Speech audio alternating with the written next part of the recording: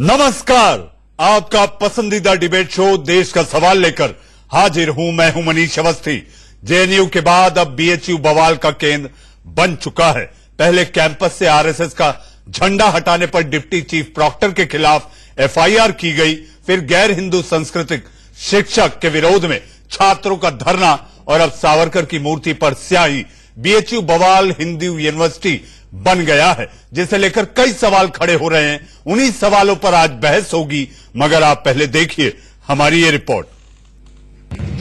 जिन्ना के नाम पर अलीगढ़ यूनिवर्सिटी में लगती है आग।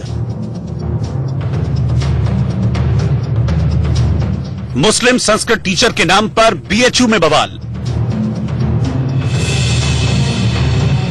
कैंपस में सावरकर और विवेकानंद से किसको डर लगता है? शिक्षा के मंदिर में कट्टरवादियों का सांस्कृतिक महासंग्राम। आखिर इस देश में मजहब और विचारधारा के नाम पर शिक्षा के मंदिर में क्यों हर दिन नया संग्राम ठन रहा है? आखिर इस देश में मजहब के चश्मे से नायकों को देखने वाली जमात क्यों पैदा हो रही है? शिक्षा के मंदिर में आखिर क्यों विचारधारा को समझने की बजाय उस पर नई जंग हो रही है? जेएनयू से लेकर बीएचयू तक और एएमयू से लेकर जाधवपुर यूनिवर्सिटी तक क्यों गुटों में बटे हैं देश के नौनिहाल? ये सवाल उठा है और इस बार सवालों की लपटें बनारस हिंदू यूनिवर्सिटी से उठ रही हैं। कहा जा रहा है कि संस्कृत पढ़ाने के लिए एक मुस्लिम असिस्टेंट प्रोफेसर की नियुक्ति को लेकर छात्रों ने विरोध में मोर्चा खोल दिया है। पिछले 2 हफ्तों से बीएचयू इस मुद्दे पर सुलग रहा है और ये आग लगाई है संस्कृत फैकल्टी के छात्रों ने, जो कुलपति के ऑफिस के सामने धरने पर बैठे हैं। छात्रों का आरोप है कि नियमों को अनदेखा कर बीएचयू में गैर हिंदू प्रोफेसर की नियुक्ति की गई है। हालांकि बीएचयू प्रशासन ने नियुक्ति को सही ठहराया है कि उनको अन्य विभाग में पढ़ाने का अवसर मिले।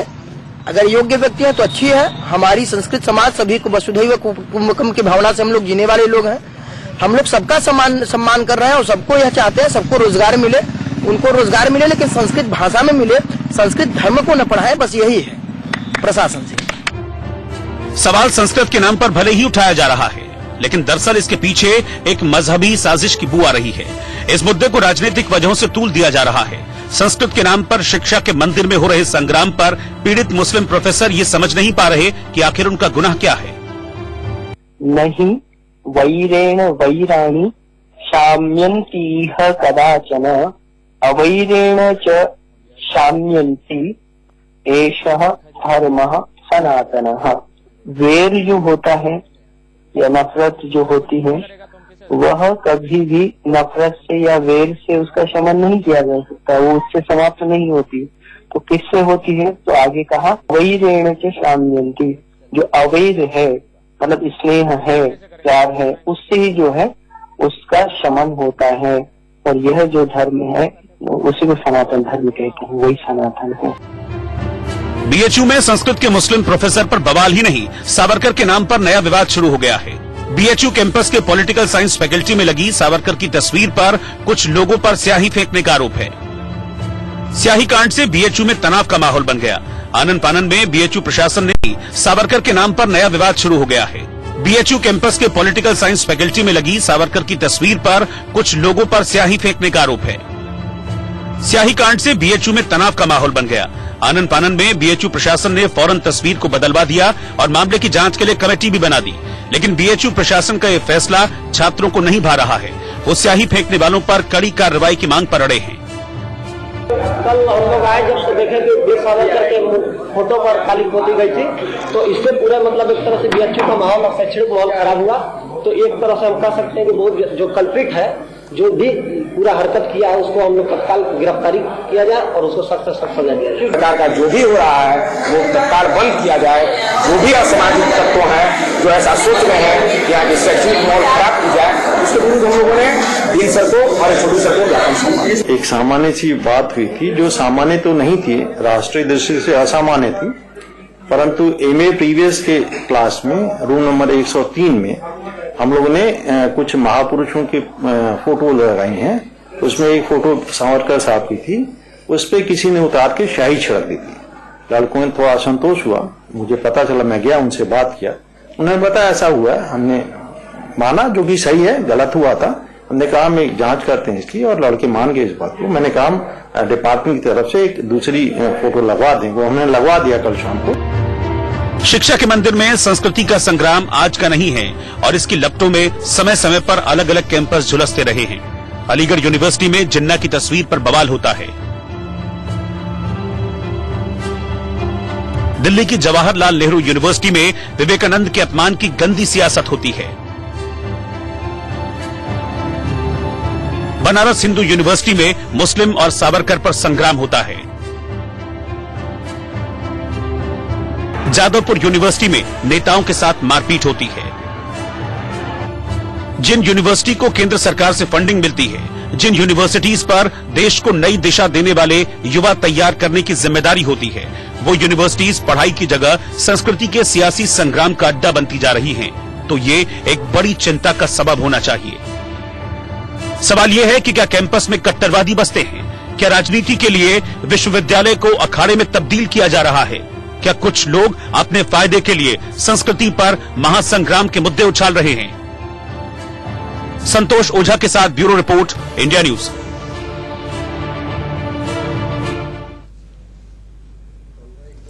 ये भी अजीब खेल चल रहा है इन दिनों दिल्ली के जेएनयू से लेके बीएचयू तक। ये चिंगारी छात्रों में आखिर कहां से आ रही है? जी हां, बात की जाए तो जाधवपुर में भी आपने जो देखा हमारी रिपोर्ट में कि आखिर छात्र किसके बहकावे में बहक रहे हैं। आखिर हमारे ज्ञान के इस केंद्र में जहां से भविष्य तलाशा जाता है वहां क्या हो गया? मुसलमान के रसखान अगर हिंदी पाठ्यक्रम में शामिल हो सकते हैं तो हिंदू रघुपति सहाय फिराक के उर्दू में, तो फिरोज खान क्यों नहीं संस्कृत पढ़ा सकते? जी हां, हमारे देश की परंपरा है गुरु पूर्णिमा पर गुरुर ब्रह्मा गुरुर विष्णु गुरुर्देव महेश्वरा गुरुर साक्षात परमो धर्मा। गुरु पर यह अविश्वास, इसी को लेकर मचा है बवाल और मैं लेकर आया हूं देश का सवाल। जी हां, मेरे साथ मेहमानों का एक बड़ा पैनल है। पैनल में निशांत वर्मा, जी हां, आप राजनीतिक विश्लेषक हैं और आपकी विचारधारा कांग्रेस के करीब और समीप दिखाई देती है। मेरे साथ जुड़े हुए हैं फिरोज भक्त अहमद साहब, जी हां, आप chancellor Maulana Azad national Urdu university के हैं, वो मेरे साथ स्टूडियो में। मेरे साथ छात्र नेता शुभम तिवारी, जी हां, बीएचयू से आप छात्र नेता हैं। मेरे साथ श्रीराज नायर साहब, जी आप विश्व हिंदू परिषद के आप प्रवक्ता हैं। लेकिन इससे पहले कि मैं बता दूं कि बीएचयू का जो गौरवशाली अतीत और इतिहास रहा है, इसमें पंडित मदन मोहन मालवीय का एक संदेश है। अगर आप उनकी साइट पे जाते हैं और जैसे ही वो खोलते हैं तो आपको संदेश मिलता है, भारत केवल हिंदुओं का देश नहीं बल्कि यह मुस्लिम, ईसाई और पारसियों का भी देश है। देश तभी विकास और शक्ति प्राप्त कर सकता है जब विभिन्न समुदाय के लोग परस्पर प्रेम और भाईचारे के साथ जीवन व्यतीत करेंगे। यह मेरी इच्छा और प्रार्थना है कि प्रकाश और जीवन के इस केंद्र को अस्तित्व में रखने के लिए ये छात्रों को एक नई दिशा प्रदान करेगा। बौद्धिक रूप से संसार के दूसरे श्रेष्ठ छात्रों के बराबर होंगे। जी हां, पंडित मदन मोहन मालवीय की यह कल्पना थी, आखिर बीएचयू को क्या हुआ रे? जी हां, श्रीराज नायर साहब, आपसे पहला सवाल, अगर कोई मुसलमान संस्कृत पढ़ाएगा तो क्या धर्म भ्रष्ट हो जाएगा?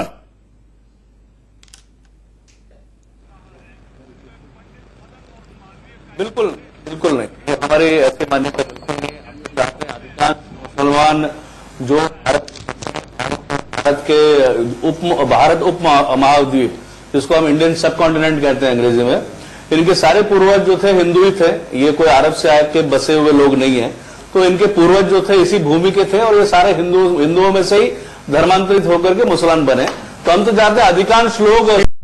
अनिला सिंह भी हमारे साथ जुड़ चुकी हैं।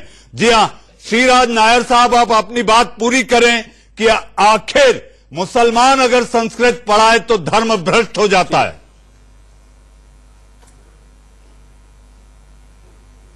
बिल्कुल नहीं, हम ऐसा बिल्कुल नहीं मानते, क्योंकि हम तो हम पूरी तरह से मानते हैं कि भारत और भारत उप महाद्वीप, इंडियन सब कॉन्टिनेंट में रहने वाले सारे मुसलमानों के पूर्वज हिंदू थे और वो हम चाहेंगे कि वो संस्कृत और हिंदू धर्म की सारी बातें सीखे।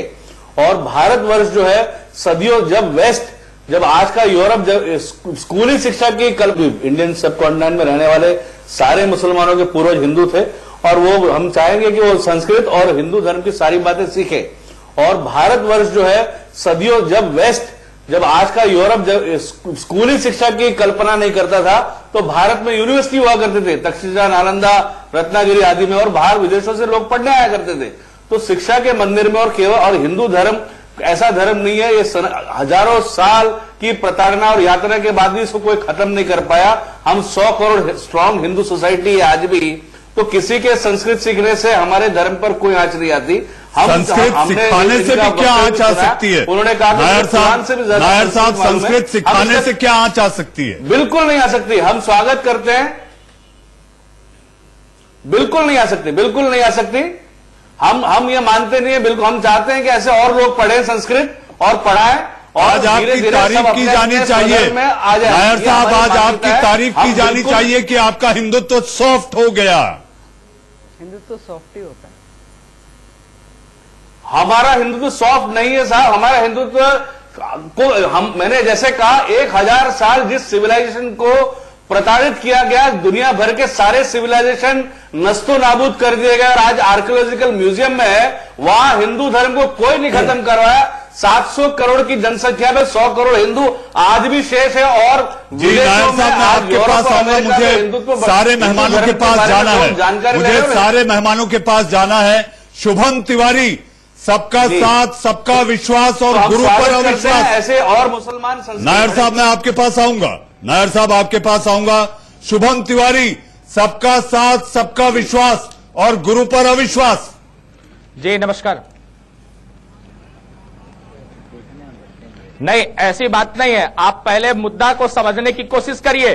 देश में ये गलत भ्रम फैलाया जा रहा है। मुद्दा दरअसल ये है, मैं मुद्दे के लिए लड़ रहा हूं, मैं मुद्दे के लिए लड़ रहा हूं, मैं आपको बताना चाहता हूं। देखिए आवाज नहीं, सुनने दीजिए, मुझे बोलने दीजिए, मुझे बोलने दीजिए। आप बोलिए भाई, किसने रोका आपको बोलने के लिए बुलाया गया? आवाज आ रही है, साफ आवाज नहीं आ रही। हेलो, बोल रहा है, हाँ, कोई नहीं रोक रहा। नहीं जी, दोबारा रिवर्स आवाज आ रही है मेरे पास। तो बोलते हाँ, मैं ये बताना चाहता हूं कि मुद्दा यहां संस्कृत भाषा को लेकर पढ़ने के लिए नहीं है। यहां मुद्दा यह है कि इस किसी भी यूनिवर्सिटी में संस्कृत की मात्र एक विभाग बनाए जाते हैं जो आर्ट्स फैकल्टी के अंतर्गत आता है, परंतु यहां महामना जी द्वारा संस्कृत के 2 विभाग बनाए गए। एक पूरी की पूरी संकाय बना दी गई जिसका नाम है संस्कृत विद्या धर्म विज्ञान संकाय। दूसरा जो संस्कृत पठन पाठन के लिए है वो आर्ट्स फैकल्टी के अंतर्गत संस्कृत विभाग है, संस्कृत डिपार्टमेंट। हाँ, यह मैं कह सकता हूं कि देश के, राष्ट्र के, विश्व के सभी भाषाओं पे सभी का अधिकार हो सकता है, परंतु एक धर्म पे, एक विशेष धर्म पे उसी विशेष व्यक्ति का अधिकार हो सकता है, न कि दूसरे व्यक्ति का।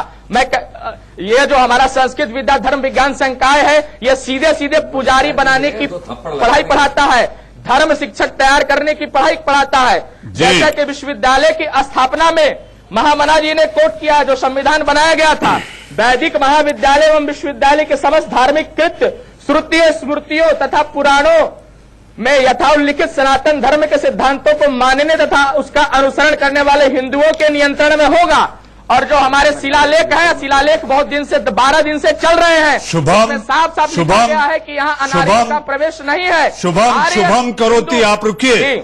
शुभम आप एक बात मानिए कि डॉक्टर फिरोज खान की जो नियुक्ति हुई वो सारी प्रक्रिया के तहत हुई, उसमें आपके कुलाधिपति भी मौजूद थे, उन्होंने सारी प्रक्रिया के तहत उनको पात्र पाया, तब उनकी नियुक्ति हुई। और जहां तक साहित्य में जो लिखा है उस पात्रता के आधार पर डॉक्टर फिरोज खान बिल्कुल सटीक बैठते हैं। तो ऐसे में आपको आपत्ति क्या है? क्या चुटिया को लेकर आपत्ति है? आपको चरण स्पर्श करने में आपत्ति है? आपत्ति क्या है? दरअसल आपत्ति इस बात की है, फिरोज खान आए, संस्कृत पढ़े, उनका स्वागत है, पूरे संस्कृत पढ़ने वाले लोग उनका स्वागत करते हैं, मैं भी उनका स्वागत करता हूं, परंतु संस्कृत स्वागत करता है और वापस कर देते हैं, वो डर के डरे सहमे चले जाते हैं। यहाँ बात है धर्म विज्ञान पढ़ाई करके, डरे सहमे नहीं है, डरे, मैं उनको आज तक किसी ने कुछ नहीं बोला। हम BHU एडमिनिस्ट्रेशन के खिलाफ लड़ रहे हैं, आज तक किसी विद्यार्थी ने उनके बारे में कुछ नहीं बोला। वो आए थे हमारे, जब हम लोग स्ट्राइक किए थे, जब हम लोगों ने संकाय को बंद किया था, वो भी खड़े थे। उनसे पूछिए, उनको किसी ने एक शब्द तक नहीं बोला। शुभम, मुझे एक ब्रेक लेना है। मेरे साथ मेहमानों का एक बड़ा पैनल है। आप लोगों की मानसिकता को आखिर कौन भड़का रहा है, इस पर यह देश का सवाल लगातार जारी है। एक छोटे से ब्रेक के बाद इंडिया न्यूज देश की धड़कन पर। मुस्लिम प्रोफेसर की नियुक्ति पर विवाद मचा है, तो दूसरी तरफ एक जैसा स्कूल है जहां 80% मुसलमान बच्चे पढ़ते हैं और सिर्फ संस्कृत बोलते हैं। वेद मंत्रों के साथ इन बच्चों को कुरान की आयतें भी कंठस्थ हैं। देखिए मुसलमान बच्चों का संस्कृत प्रेम। मम नाम अमन। आपके पापा का नाम? मम पितुर नाम मैनुद्दीन। संस्कृत में कोई श्लोक सुना दीजिए। जी। दीप ज्योति परम ज्योति, दीप ज्योति धनाददे, दीपो अर्तु में पापम, दीप ज्योति नमस्तुके। नाम बताइए आपका। मम नाम मुस्कान। पापा का नाम? मम पितु नाम सईद अहमद।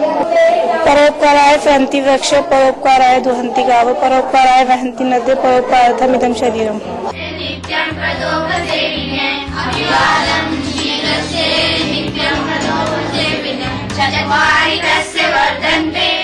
सुना आपने, मैनुद्दीन खान का बेटा अमन और सईद अहमद की बेटी मुस्कान को संस्कृत के श्लोक भी कंठस्थ हैं और कुरान की आयतें भी। जयपुर के एक स्कूल में कुछ अनोखा हो रहा है और देश को इसे जानना चाहिए। मम नाम तरन्नुम। पापा का क्या नाम है? मम पितु नाम अमजद। संस्कृत में कोई श्लोक आता है आपको? त्वमेव माता च पिता त्वमेव बंधु तजका त्वमेव विद्या ददृपन् त्वमेव सर्वं तदेव देवे। बिस्मिल्लाहिर्रहमानिर्रहीम। कुल औज़ु बिरब्बिन नास मलिकिन नास इलाहिन नास मिन शर्रिल वसवासिल खन्नासिल युवस्विसु फी दुसूरिन नास। मम पितृ नाम अमजद। संस्कृत में कोई श्लोक सुना सकते हैं? हाँ, सुनाइए। अभिवादनशीलस्य नित्यं प्रदोपसेविने चत्वारि तस्य वर्धन्ते आयुर्विद्या यशो बलम्। बिस्मिल्लाहिर्रहमानिर्रहीम। अल्हम्दुलिल्लाहि रब्बिल आलमीन अर्रहमानिर रहीम मालिक यौमिद्दीन इय्याक नअबुदु व इय्याक नस्तईन इहदिनस सिरातल मुस्तकीम सिरातल लज़ीना अनअमता अलैहिम गैरिल मग़ज़ूबि अलैहिम वलज़्ज़ालिन। ये राजस्थान की राजधानी जयपुर के इकलौते संस्कृत महाविद्यालय के छात्र हैं। ये सुनकर हैरान मत होइएगा कि इन बच्चों में 80% मुस्लिम हैं। तो कौन कहता है कि मुस्लिम संस्कृत से दूर हैं, संस्कृति से दूर हैं? संस्कृत इनकी पसंदीदा है। यकीन न हो तो संस्कृत के मंत्रों की ये गूंज सुन लीजिए।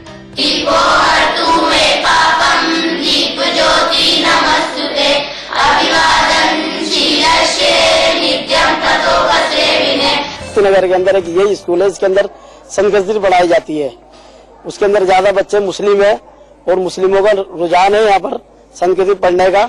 कम से कम 80% मुस्लिम बच्चे हैं, वो पढ़ते हैं और हमें ऐसे कोई आपत्ति नहीं है। सब पढ़ते हैं, उर्दू भी पढ़ते हैं, उर्दू घर भी पढ़ते हैं, मदरसों में भी पढ़ते हैं और यहाँ संस्कृत भी पढ़ते हैं। ये स्कूल पूरी दुनिया में नजीर बन सकता है। बसंत पांडे के साथ bureau report, India News, Jaipur. जी हां, अब हम आपको वो 3 तस्वीरें दिखाना चाहते हैं कि आखिर जेएनयू से लेकर बीएचयू और बीएचयू से लेकर अलग अलग जगह कैसे बवाल मचा हुआ। न्यूज, जयपुर। जी हां, अब हम आपको वो 3 तस्वीरें दिखाना चाहते हैं कि आखिर जेएनयू से लेकर बीएचयू और बीएचयू से लेकर अलग अलग जगह कैसे बवाल मचा हुआ है। जी हां, आप जेएनयू में देखिए, फीस पर संग्राम मचा है।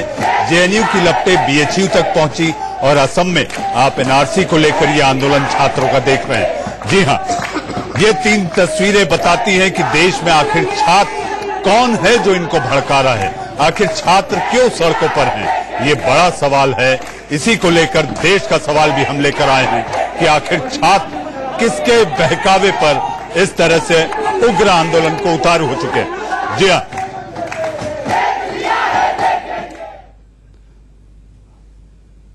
ये 3 तस्वीरों के साथ हम वापस आपको लिए चलते हैं अपनी उसी बहस और चर्चा पर कि आखिर अलग अलग जगहों पर छात्र आंदोलन है या हुड़दंग, इसी पर अनिला जी आपसे पूछा जाता है। आपने हमारी रिपोर्ट देखी, एक ऐसे संस्कृत विद्यालय में 80% मुसलमान बच्चे संस्कृत पढ़ रहे हैं, आखिर कौन है जो भड़का रहा है? देखिए, ये तो मुझे नहीं मालूम है कि कौन है, कौन भड़का रहा है, कौन नहीं भड़का रहा है, परंतु अपने भारत की अगर मैं बात करती हूं तो ये तो वो धरती है जिसने हमेशा से, चाहे कोई भी धर्म हो, कोई भी संस्कृति हो, सबका सम्मान किया है और उसको अपनी बाहों में लिया है। वसुधैव कुटुंबकम, ये हमारी विचारधारा है। इसमें यहाँ पर हम नहीं सोच सकते कि ये व्यक्ति जो है इस धर्म से आता है या इस जाति से आता है तो वो ये कार्य नहीं कर सकता है।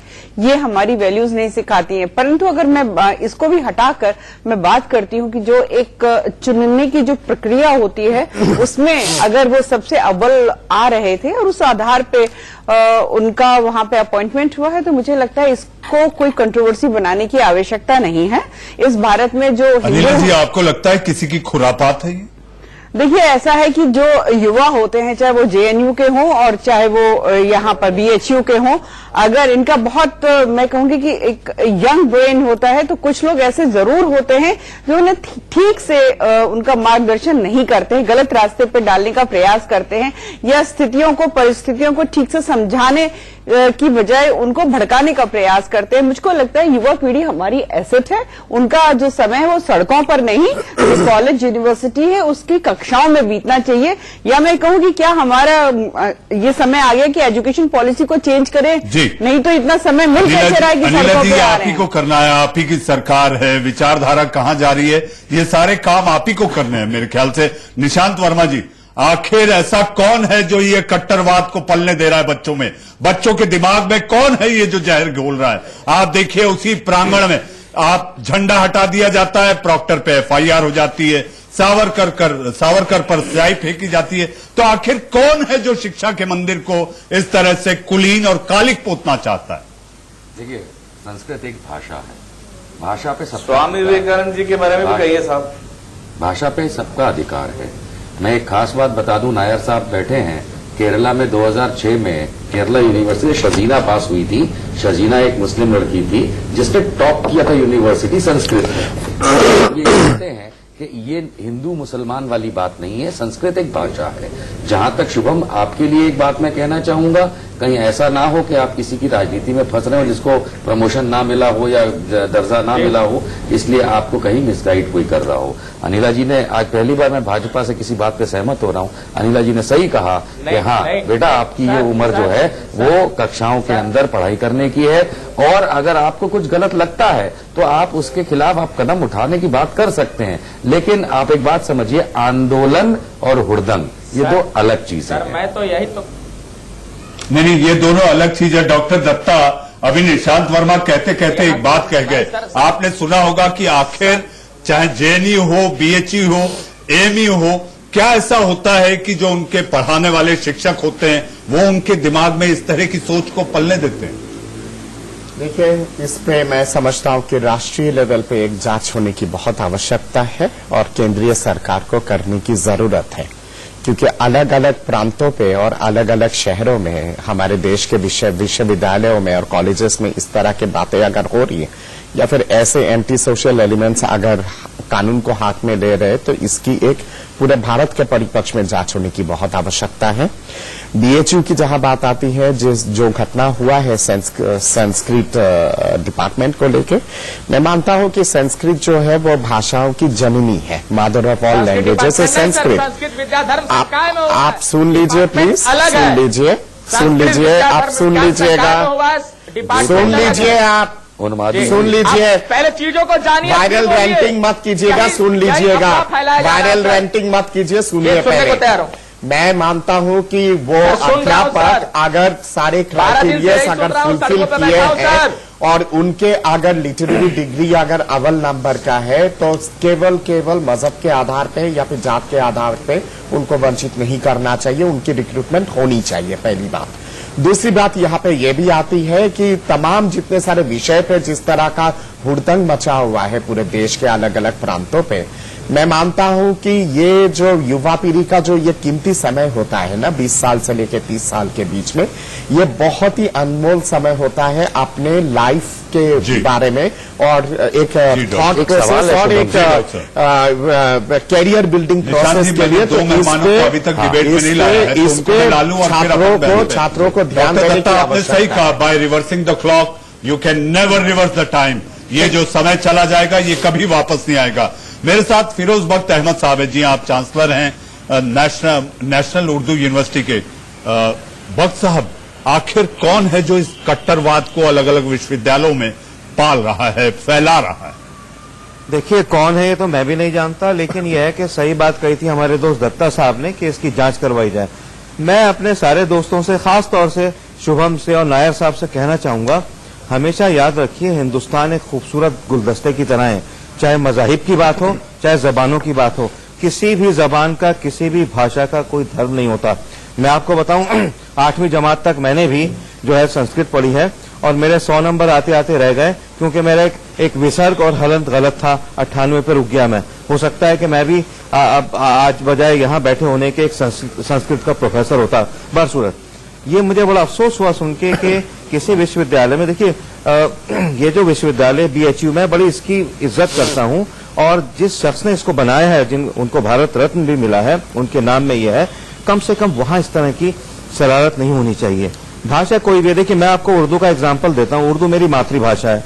हिंदी को मैं समझता हूँ कि मेरी एक तरह से प्रोफेशनल भाषा है। मैं कॉलम्स हिंदी में लिखता हूँ, ठीक है। अंग्रेजी जो है वो ऐसी भाषा है कि मैं उसमें अपना काम करता हूँ। मैं समझता हूँ भाषाओं का जहां तक ताल्लुक है उससे कोई नफरत नहीं जोड़नी चाहिए। दूसरी बात ये, देखिए मैं नाम लेता हूँ प्रोफेसर गोपीचंद नारायण कृष्ण। एक मिनट, बात पूरी होने दो, थोड़ा सा धैर्य रखिए। देखिए आप थोड़ा सा धैर्य रखिए, मैं आपकी बात सुनूंगा। हाँ सुनिए, मैं आप ही की बात कर रहा हूँ। देखिए चाहे कृष्ण चंद्र हो, प्रोफेसर गोपीचंद नारंग हो, राजेंद्र सिंह बेदी हो, मोहिंदर सिंह बेदी हो, ठीक है, सुनिए रामलाल हो, प्रदीप बसेश्वर हो, ये सारे वाराणसी चलते हैं जहां पर शुभम कुछ कहना चाह रहे हैं। शुभम आप अपनी बात रखें, आखिर आपत्ति कहाँ है? आपत्ति का मतलब ही नहीं है, ठीक है। इतनी प्यारी भाषा है संस्कृत, उसमें इतने सारे मुस्लिम बच्चे संस्कृत पढ़ रहे हैं। आपत्ति सर ये है, आपत्ति सर संस्कृत भाषा को लेकर के नहीं है। हम फिरोज खान का स्वागत करते हैं, हम उनको वंदन करते हैं, उनका अभिनंदन करते हैं। भाषा को लेकर के कोई समस्या नहीं है। संस्कृत भाषा पे सबका अधिकार होना चाहिए। विश्व के सभी भाषाओं पे सबका अधिकार हो सकता है, परंतु आपत्ति यहाँ है, उसको ध्यान से सुनिए। आपत्ति ये है कि यहाँ संस्कृत भाषा के लिए संस्कृत डिपार्टमेंट अलग है और संस्कृत विद्या धर्म विज्ञान संकाय एक फैकल्टी संस्कृत के लिए अलग है। उस फैकल्टी में जो धर्म विज्ञान पढ़ाया जाता है, विद्या ददाति विनयम, इसके लिए मालवीय ने अपने जो संविधान बनाए थे, जो एक्ट बनाया था, ठीक है। शुभम मैं आपके पास आऊंगा, मेरे दो और मेहमान हैं, अतीकुर रहमान साहब जो मुंबई से जुड़ गए हैं और मेरे साथ इलियास शरफुद्दीन साहब। जी हाँ इलियास साहब, आप जिस शहर से आते हैं वहां के राजा, वहां के निजाम ने BHU के लिए अनुदान दिया था, आज मजहबी बातों में इसे बांट दिया जा रहा है।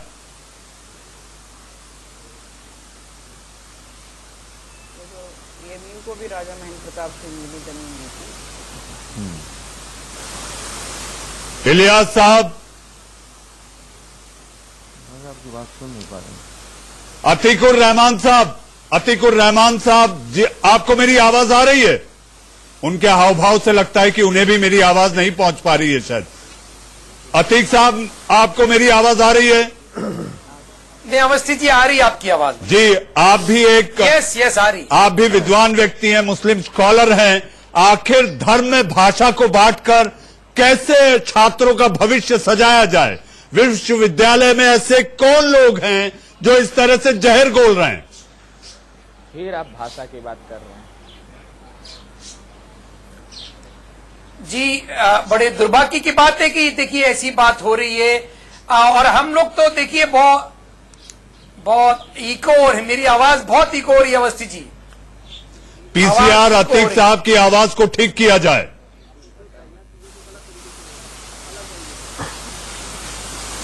अब बेहतर हुई अतीक साहब? शहरों में मैंने देखा है यूनिवर्सिटी और कॉलेज एजुकेशन, यस ठीक है। आप अपनी बात हमने रखें यहाँ अतीक पर साहब। शहरों में ये पाया अवस्थी जी, हकीकत ये है भाषाओं से लेके कि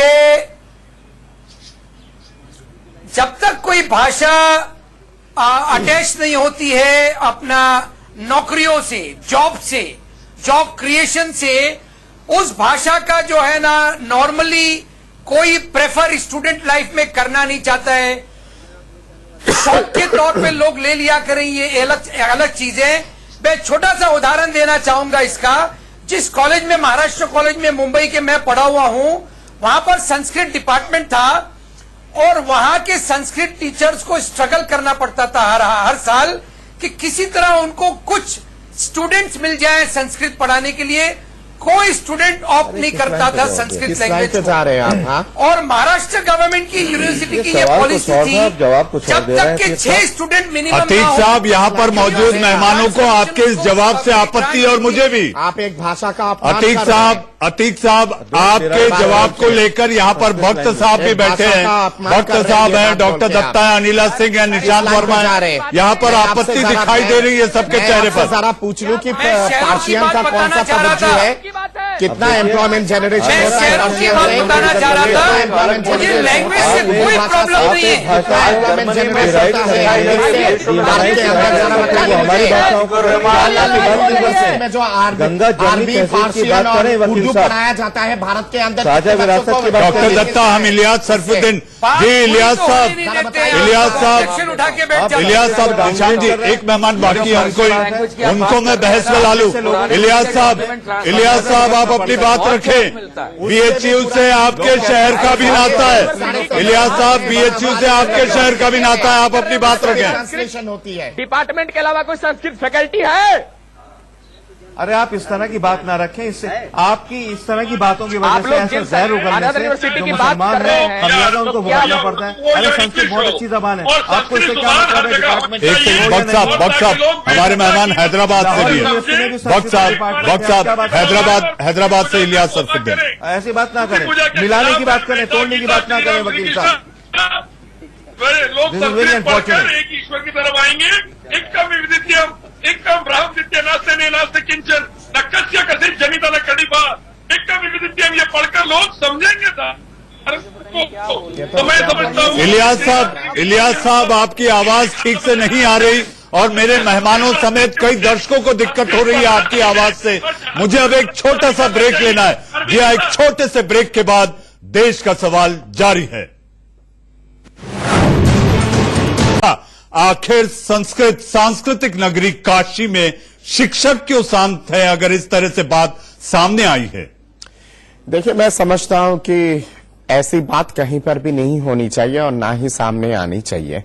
और खास करके काशी पे अगर इस तरह की बातें अगर हो रहा है, जहां पे संस्कृत की कहीं ना कहीं पे उत्पत्ति हुई है और काशी कहीं ना कहीं पे एक तरह से मतलब संस्कृत का एक धरोहर रहा है, तो वहां पे अगर इस तरह की चीजें अगर हो रही है तो इसको भी गंभीरतापूर्ण। भक्त साहब लास्ट 10 सेकेंड्स।